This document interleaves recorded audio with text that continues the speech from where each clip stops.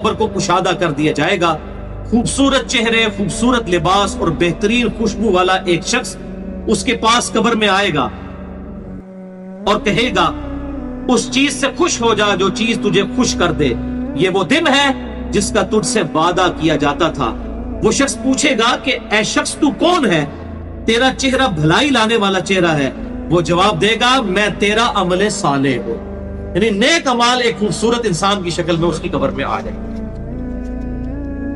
तो फिर वो शख्स कहेगा, ऐ अल्लाह, ऐ मेरे रब, जल्दी कर, फौरन क़यामत कायम फरमा दे, हत्ता कि मैं अपने अहलो अयाल की तरफ चला जाऊं। यानी मोमिन कहेगा, अल्लाह जल्दी जल्दी क़यामत आए, मुझे तो एंड रिजल्ट नजर आ रहा है, मुझसे इंतजार नहीं होता, फौरन क़यामत आ जाए।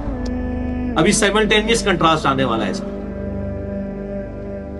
जब काफिर और मुजरिम शख्स दुनिया से जाता है तो आप सल्लल्लाहु अलैहि वसल्लम ने फरमाया, स्याह चेहरों वाले फरिश्ते बालों से बना हुआ एक कंबल लेकर आसमान से नाजिल होते हैं और हद्दे नजर फासले तक उसके सामने बैठ जाते हैं। फिर मलकुल मौत, मौत का फरिश्ता आता है, हत्ता कि उसके सर के पास बैठ जाता है और कहता है, खबीस रूह, अल्लाह की नाराजगी की तरफ चल।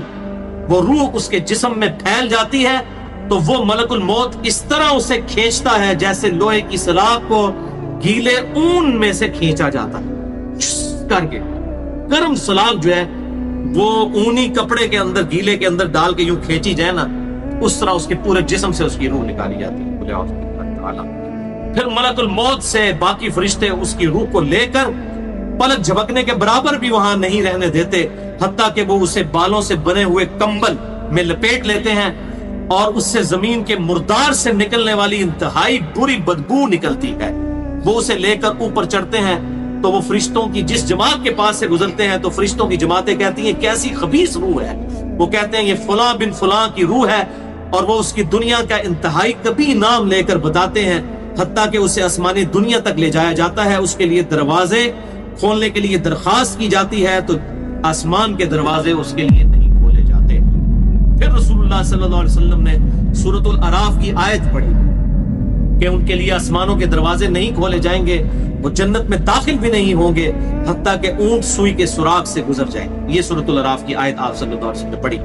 फिर आप सल्लल्लाहु अलैहि वसल्लम ने फरमाया कि अल्लाह ताला फरमाता है, इसकी किताब को सबसे निचली जमीन में सिज्जीन में लिख दो।